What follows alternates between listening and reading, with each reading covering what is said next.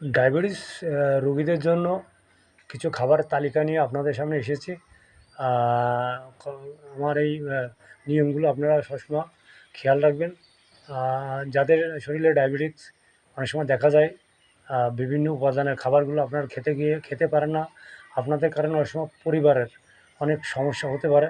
তারাও আপনার মুখের দিকে তাকায়, তারাও খান না। সেই সমস্ত ফ্যামিলি বা সেই সমস্ত ডায়াবেটিস রোগীদের জন্য আমার এই ছোটো উপদেশগুলো আপনারা মাথায় রাখবেন।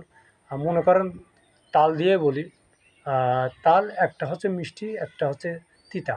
তো অনেক সময় দেখা যায় না বুঝে অনেকে মিষ্টি তাল খান এবং অনেক ক্ষেত্রে দেখা যায় যে ডায়াবেটিস বাড়ার কারণে অনেকে সেই তালের পিঠা বা অন্য যে পিঠাগুলো আছে সেইগুলো খান না।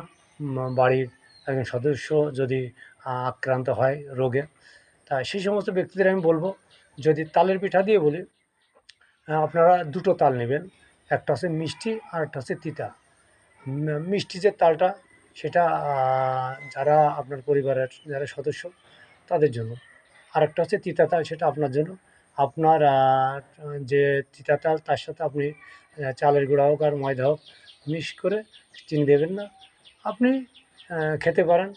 আর মিষ্টি যে তাল সেটা আপনার পরিবারের জন্য, সেটা আলাদাভাবে তালের উপাদান দিয়ে বানিয়ে খেতে পারেন। অনেক ক্ষেত্রে দেখা যায় যে অনেকে মিষ্টি তাল খান, মিষ্টি তাল খাবেন না। অনেকে না বুঝে সেটা মিষ্টি তাল দিয়ে পিঠা বানায় খান। আপনাদের কাছে অনুরোধ যে তিতা তাল সেটা স্বাস্থ্যের জন্য উপকার। তিতা তাল অনেকে খেতে চান না। যাদের শরীরে ডায়াবেটিস তারা তিতা তাল খাবেন। মিষ্টি তাল না পারলে খাবেন না। এতে আপনার স্বাস্থ্য ভালো থাকবে। ধন্যবাদ।